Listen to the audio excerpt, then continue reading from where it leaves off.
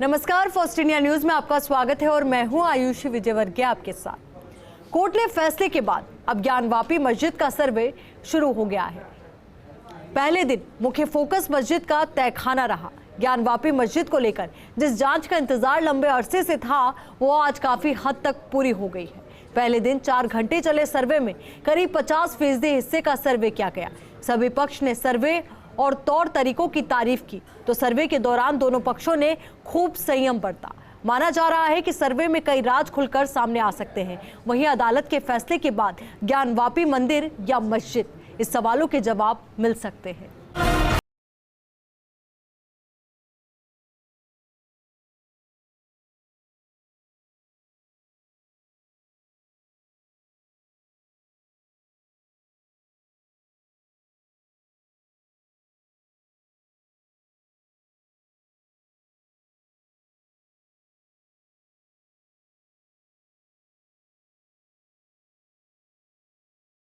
मिल गई चाबी मंदिर या मस्जिद। ज्ञानवापी मस्जिद को लेकर जिस तरह से एक लंबा अरसे से इंतजार किया जा रहा था वो आज पूरा हो गया है। यूपी के वाराणसी में आज ज्ञानवापी मस्जिद में काफी मुश्किलों के बाद अब सर्वे शुरू हो गया है। यूपी की धर्म नगरी वाराणसी के श्रृंगार गौरी मामले में ज्ञानवापी मस्जिद की पश्चिमी दीवार का सर्वे किया। इस सर्वे में कई राज खुलने का अंदाजा लगाया जा रहा है और कयासों का बाजार गर्म हो गया है। ज्ञानवापी के तहखाने में क्या मिला? ज्ञानवापी के तहखाने में कौन से राज? तहखानों के कमरे में कैसे निशान? तहखानों के सर्वे में क्या मिला? ज्ञानवापी के तहखाने का रहस्य अब रहस्य नहीं रहा।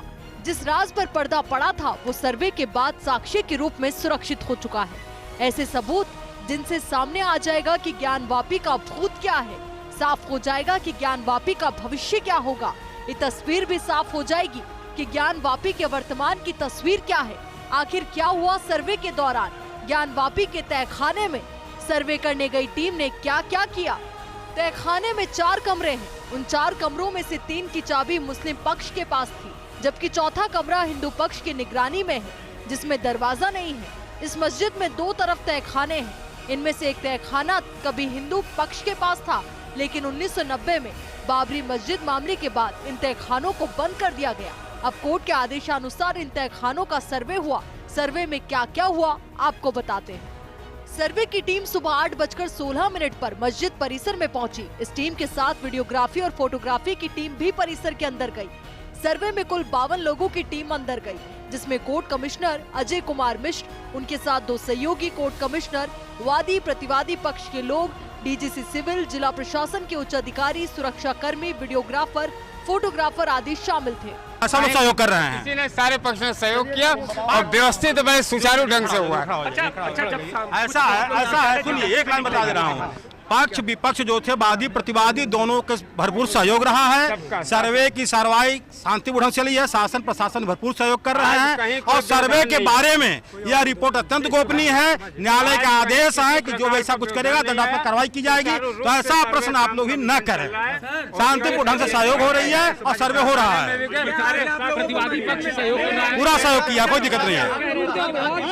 चाबी देने में आनाकानी कैसे? अरे ऐसा कुछ नहीं किया। मैंने एक लाइन में कहा सहयोग हो रहा है तो सहयोग हो रहा है। अच्छा, कितना % अभी तक सही? ये परसेंटेज मैं नहीं बता पाऊंगा, कमिश्नर बताएगा, लेकिन सर्वे साथी ढंग से हो रही है। सर्वे हुआ 4 घंटे कंटिन्यू सर्वे हुआ। पसीने से भीग गए हम लोग। वादी प्रतिवादी सभी लोग सहयोग किए हैं और सरकार और प्रशासन भी भरपूर सहयोग किया है। सर्वे कार्रवाई शांति ढंग से चल रही है। अभी सर्वे बाकी है। कहाँ का जहाँ सर्वे करने थे वहाँ का हुआ, बाकी चीजें बताना प्रतिबंधित है। यह रिपोर्ट गोपनीय है। इस टीम के मोबाइल बाहर ही जमा करा लिए गए। फिर टीम तहखाने की तरफ बढ़ी। तहखाना जंजीरों और तालों से जड़ा हुआ था। ताला तोड़ने के लिए कारीगर बुलाए गए, लेकिन इंतजामिया कमेटी ने इससे पहले ही तहखाने की चाबी दे दी। तहखाना इतना गंदा पड़ा हुआ था कि इसमें घुसा नहीं जा सकता था, तो पहले इसकी साफ सफाई कराई गई।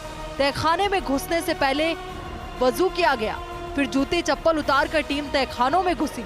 इस दौरान तहखाने के 4 कमरों का सर्वे किया गया। कमरों के एक कोनों की फोटो ली गई तो बारीकी से वीडियो भी बनाई गई। अंदर क्या तैयारी ये तो मैं नहीं बता सकता, ये तो प्रशासन के द्वारा तैयारी की गई है। लेकिन हमें ये पता है कि जो माननीय न्यायालय ने निर्देश दिया है उस निर्देश का अनुपालन करवाने के लिए हम सभी वहाँ उपस्थित हो रहे हैं। और पूर्ण विश्वास है आज तहखाना खुलेगा या ताला तोड़ा जाएगा, जो भी होगा वो कमिश्नर साहब की उपस्थिति में होगा और उसके बाद जो तथ्य सामने आएंगे वो आप सबके सामने एक दिन अवश्य आएंगे। स्पष्ट आदेश है और उसको लेकर के पूरी प्रशासन की दुरुस्ती आप देख सकते हैं। आज ताला भी खोला जाएगा, स्टार्ट भी की जाएगी और प्रोसीडिंग की जाएगी। कितने लोग जाएंगे?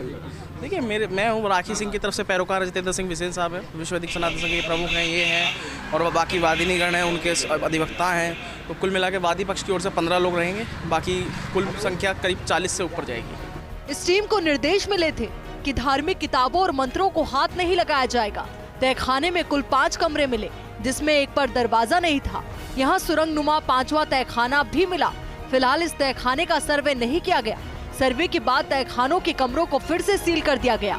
पूरे परिसर की वीडियोग्राफी के लिए विशेष कैमरा और लाइट की व्यवस्था की गई थी। कार्य सुचारू रूप से चल रहा है। कोर्ट का आदेश है, कोर्ट के आदेश की तामीला कराना हमारे लिए हमारा दायित्व भी है, हमारी व्यक्तिगत जिम्मेदारी भी है।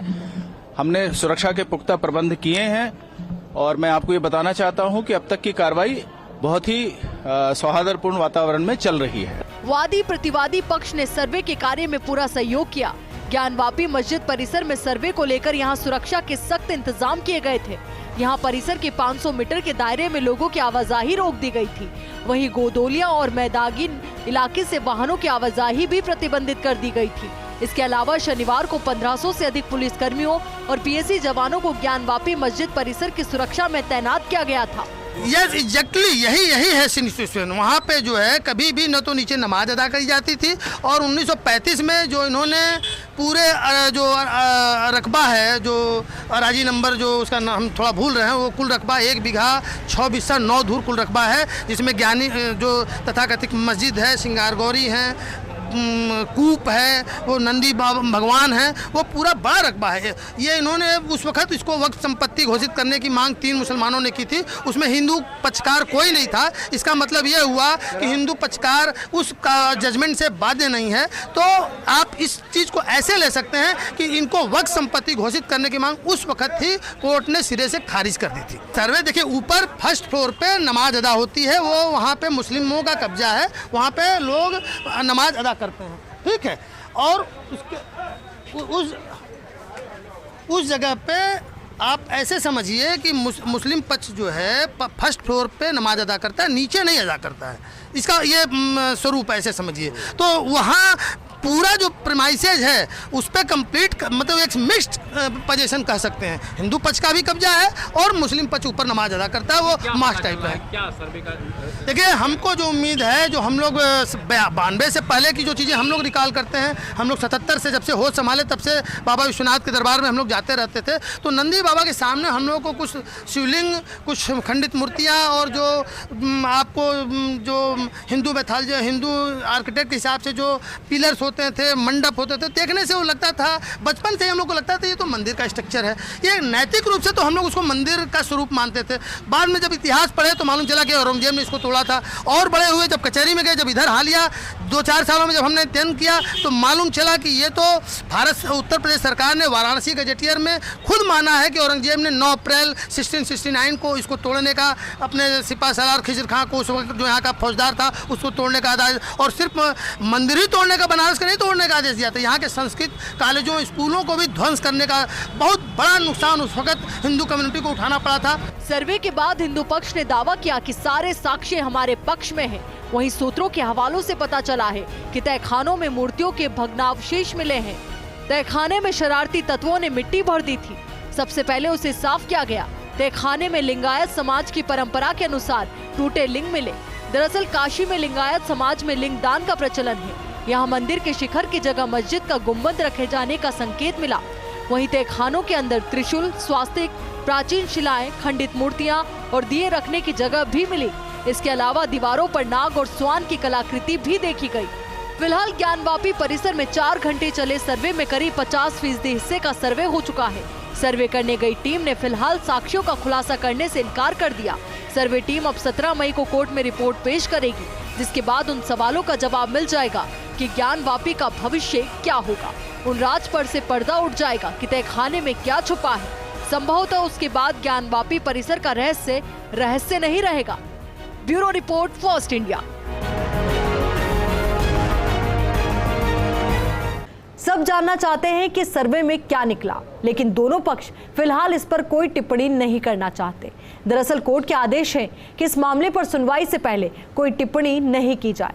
इधर दूसरे पक्ष के कई लोग अब मामले को लेकर सुप्रीम कोर्ट जा चुके हैं। हालांकि सुप्रीम कोर्ट ने कह दिया है कि पहले वो मामले की पूरी जानकारी लेगा और उसके बाद ही निश्चित करेगा कि मामले की सुनवाई होनी चाहिए या नहीं। लेकिन इन सब के बीच अब उपासना स्थल अधिनियम 1991 कानून की भी बात हो रही है। माना जा रहा है कि कानून ज्ञानवापी केस में फैसले का आधार बन सकता है। आपको इस रिपोर्ट में हम बताते हैं कि आखिर ये कानून है क्या और इस केस में ये कितना महत्वपूर्ण हो सकता है। ज्ञानवापी मस्जिद में सर्वे से सभी के लिए कुछ ना कुछ निकला। जैसे ही सर्वे खत्म हुआ तो कयासों का दौर शुरू हो गया। एक तरफ जहां जांच टीम कुछ भी बताने से बचती रही, तो इधर हिंदू पक्षकारों की भाव भंगिमा बहुत कुछ बयां कर गई। उनके चेहरे पर एक संतोष की भावना नजर आई। एक पक्षकार तो ये कह गया कि जो कुछ दिखा और मिला है वो कल्पना से परे है। अदालत की सख्ती है, कुछ भी कहने पर पाबंदी है।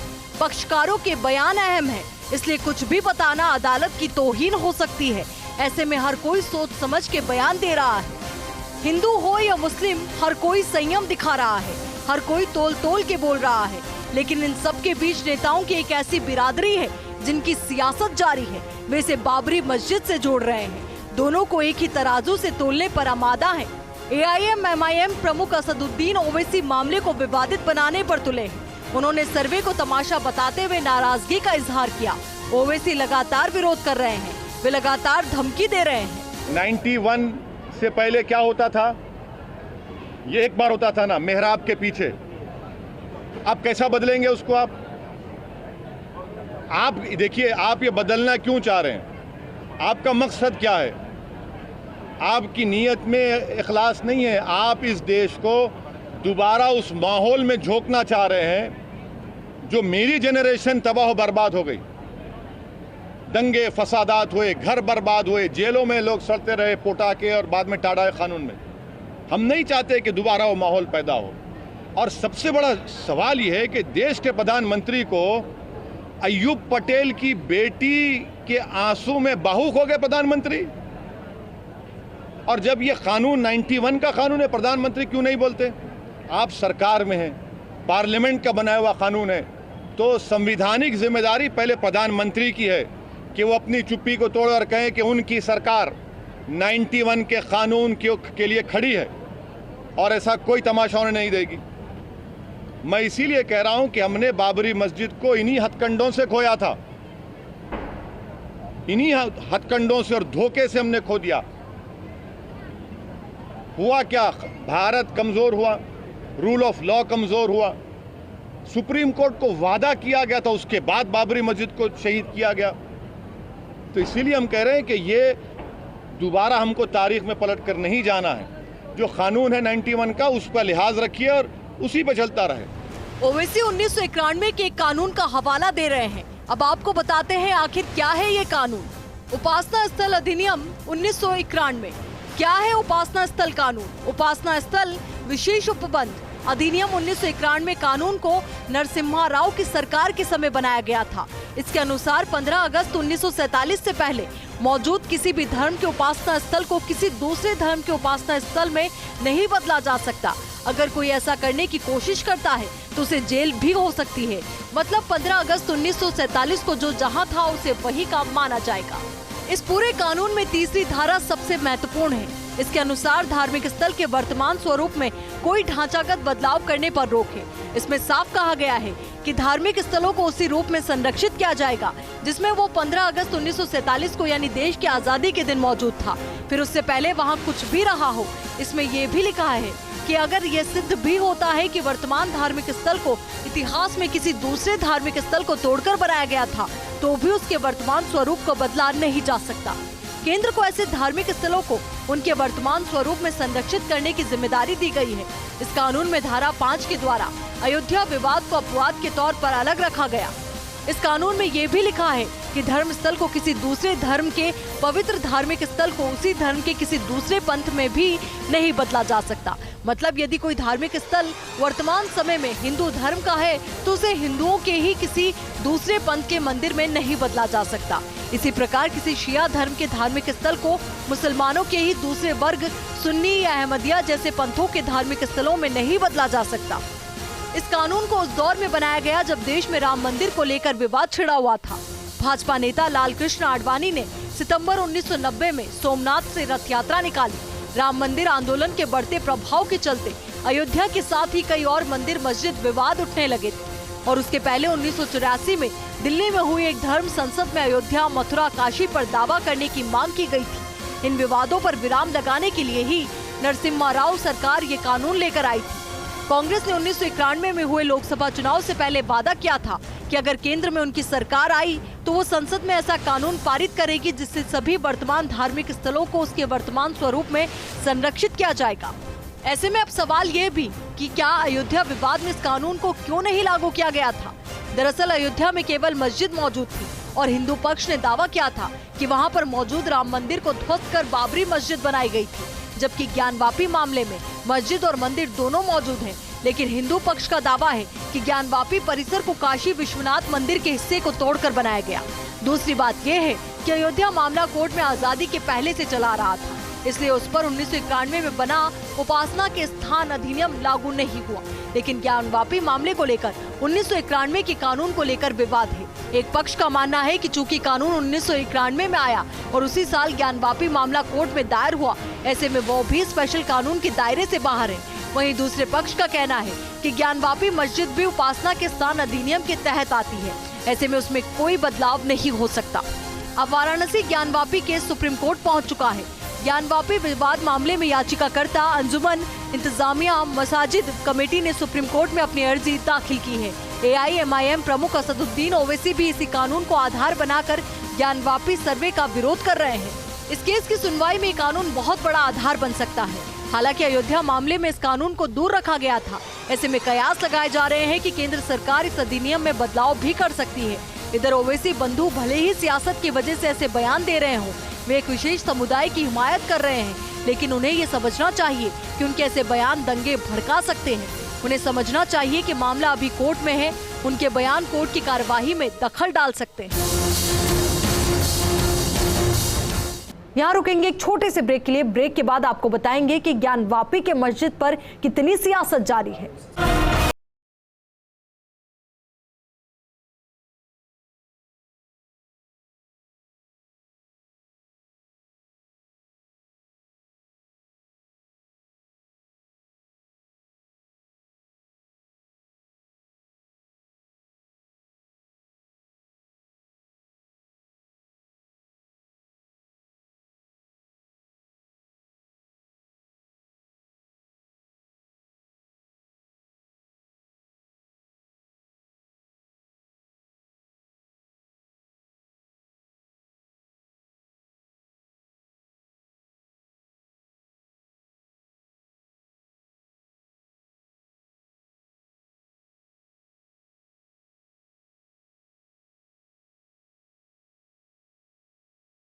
ब्रेक के बाद एक बार फिर से आपका स्वागत है। एक तरफ ज्ञानवापी मस्जिद का सर्वे हो रहा है तो दूसरी ओर ओवैसी बंधु एक विशेष समुदाय की हिमायत कर रहे हैं। तो वहीं इस मामले में अब एक पक्ष की ओर से सुप्रीम कोर्ट में भी याचिका डाली गई है। इन सब के बीच आपको अब इस रिपोर्ट में बताते हैं मंदिर मस्जिद के इस वर्षों पुराने विवाद के बारे में, काशी विश्वनाथ मंदिर के इतिहास और मान्यताओं के बारे में। ज्ञानवापी मस्जिद का मामला 1991 से अदालत में है। साल 1991 में सोमनाथ व्यास, रामरंग शर्मा और हरिहर पांडे ने वादी के तौर पर प्राचीन मूर्ति स्वयंभू भगवान विश्वेश्वर की तरफ से अदालत में मुकदमा दर्ज कराया। दावा किया गया था कि प्राचीन विश्वेश्वर मंदिर को तोड़कर उसके ऊपर मस्जिद बनाई गई। दावा किया गया कि साल 1669 में औरंगजेब ने 2000 साल पुराने भगवान विश्वेश्वर के मंदिर को तोड़कर उस पर मस्जिद बना दी, लिहाजा ये जमीन उन्हें वापस लौटाई जाए। लेकिन मां श्रृंगार गौरी का मामला महज 7 से 8 महीने पुराना है। 18 अगस्त 2021 में वाराणसी की एक अदालत में जहां की 5 महिलाओं ने मां श्रृंगार गौरी के मंदिर में पूजा अर्चना की मांग की। अभी यहां साल में एक बार पूजा होती है। इसी कड़ी में कोर्ट ने श्रृंगार गौरी के मूर्ति और ज्ञानवापी परिसर में वीडियोग्राफी कराकर सर्वे रिपोर्ट देने को कहा था। और हंगामा छिड़ गया। ज्ञान व्यापी के बारे में जो सबसे प्रचलित मान्यता है वो ये है कि इस मस्जिद का निर्माण सन 1664 में मुगल शासक औरंगजेब ने करवाया था। ये भी कहा जाता है कि इस मस्जिद के बनने से पहले यहाँ मंदिर हुआ करता था और औरंगजेब ने वो मंदिर ध्वस्त कर उसके अवशेषों का इस्तेमाल कर इस मस्जिद का निर्माण करवाया। वहीं मुस्लिम पक्ष हाईकोर्ट पहुंच गया और 1991 के धर्मस्थल कानून का हवाला देते हुए कहा कि इस विवाद में कोई फैसला ना दिया जाए। हाईकोर्ट ने स्टे दे दिया, मगर 22 साल बाद वाराणसी की अदालत ने परिसर के सर्वे और वीडियोग्राफी का हुक्म दिया ताकि ये पता लग सके कि ज्ञान व्यापी परिसर में वाकई मंदिर तोड़कर मस्जिद बनी थी या मस्जिद का इलाका अलग है। देखिए, माननीय कोर्ट का जो ज्ञानव्यापी मामले पे निर्णय आया है, मैं उसका स्वागत करता हूं और ये सत्य की जीत है एक तरह से, और पहली जीत है इसमें। और जिस प्रकार से कुछ लोगों ने जो ज्ञानव्यापी के मस्जिद में जो नमाज पढ़ने आते हैं, जो शुक्रवार को दर्जनों इकट्ठा नहीं होते, लेकिन कोर्ट के जो आदेश थे कि भाई ये कमेटी जाएगी, जाँच करेगी, और उस दिन हज़ारों लोगों की संख्या में इकट्ठा हो गए और नारा लगाने का काम किया। वो नारा कोर्ट के खिलाफ था, वो नारा संविधान के खिलाफ था, क्योंकि जो कोर्ट देती है वो निष्पक्ष संस्था है, वो किसी हिंदू संगठन और किसी सरकार के द्वारा नियुक्त वो नहीं था। उसके बाद विपक्षियों के द्वारा कमिश्नर को हटाने की बात की गई, माननीय कोर्ट ने उसे सिरे से खारिज कर दिया। तो ये मैं स्वागत करता हूं और मैं अपील करता हूं कि मुस्लिम पक्षकार भी इसको समझे। और ये लड़ाई दरअसल हिंदू और मुसलमान की नहीं है, ये देश के मुसलमान और मौलाना इस बात को समझना चाहिए उनको। ये देश के हिंदू मुसलमानों की लड़ाई ये नहीं है, ये लड़ाई है भारतीय संस्कृति बनाम विदेशी आक्रांताओं की लड़ाई है।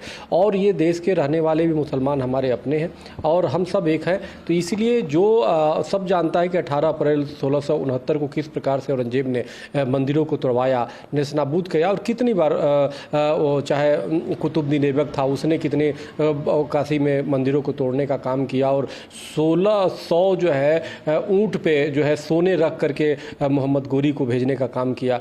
तो सर्वविदित है, सोना जो कि मंदिरों में हुआ करता था तोड़ने का काम किया। तो इसलिए बड़ा दुर्भाग्य है। तो ज्ञानव्यापी तो मुक्त होगा, जैसे राम मंदिर मुक्त हुआ उसी तरह ज्ञानव्यापी का मंदिर भी मुक्त होगा, क्योंकि विश्वेश्वर महादेव का मंदिर था, टोडरमल ने उसको बनाया था 1585 में, तो उसको मुक्त होना चाहिए। और दूसरी बार वहाँ पे जो से औरंगजेब ने जो 4 मस्जिद बनाया, उसमें 3 जो एक विश्वेश्वर भगवान का मंदिर है जो ज्ञानव्यापी मस्जिद जिसको कहते हैं, और ज्ञानव्यापी भी वहाँ 6 है, और दूसरी हिंदू माधव के मंदिर को तोड़ करके उसने धरहरा मस्जिद बना दिया जो काशी जी में है। एक कीर्तिवासेश्वर महादेव का मंदिर है जिसको आलमगीर मस्जिद बना दिया। तो कई ये तो जो विदेशी आक्रांता थे, वो तो दलित थे, भिखारी थे, लुटेरे थे, उनके पास वो तो बनाने थोड़े आए थे, वो तो लूटते थे मंदिरों के संपत्ति को, सोना लूटते थे और उसके गुंबद को तोड़ के दीवार वही रहता था उस पर बना देते थे। मुसलमानों को चाहिए कि पर्सनल लॉ बोर्ड और जो मुसलमानों की दलाल तंजीमें हैं उनके बहकावे में ना आएँ, बल्कि हुकूमत पर एतमाद करें। हुकूमत सर्वे कर रही है और हुकूमत सर्वे चाहती है, देश की तमाम संपत्तियों का सर्वे होना चाहिए। सर्वे में क्या दिक्कत है, खुले मन से मुसलमानों को आगे आना चाहिए, इस फैसले का स्वागत करना चाहिए। विरोध करवा के कमिश्नर को हटाने की बातें कह के ये दोबारा मामले को उलझाना चाहते हैं। कांग्रेस और उसकी बी टीम में मुलायम, माया, लालू और इस किस्म की पार्टियाँ वो चाहती हैं कि ये मुद्दा भी उलझे और देश के अंदर लोग इस पर लड़ें, एक दूसरे के दुश्मन बने। मगर हमारा ये मानना है कि खुले मन से हमें सर्वे का जो है इस्तेकबाल करना चाहिए और उनको इजाज़त देनी चाहिए। जिन लोगों ने कमिश्नर के ट्रांसफ़र की बात करी है, कमिश्नर को हटाने की बात करी है, वो भी कानून के एतबार से भी हर एतबार से गलत है।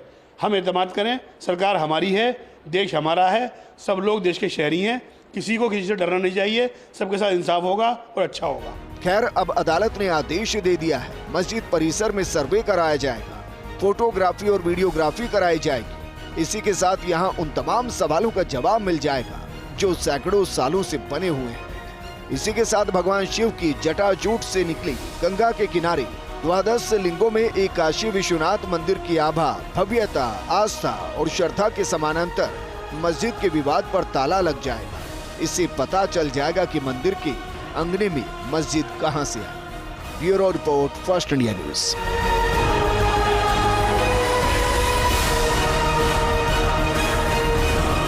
हमारे स्पेशल प्रोग्राम में फिलहाल के लिए इतना ही। देश और दुनिया से जुड़ी तमाम बड़ी खबरों के लिए आप बने रहिए फर्स्ट इंडिया के साथ। नमस्कार।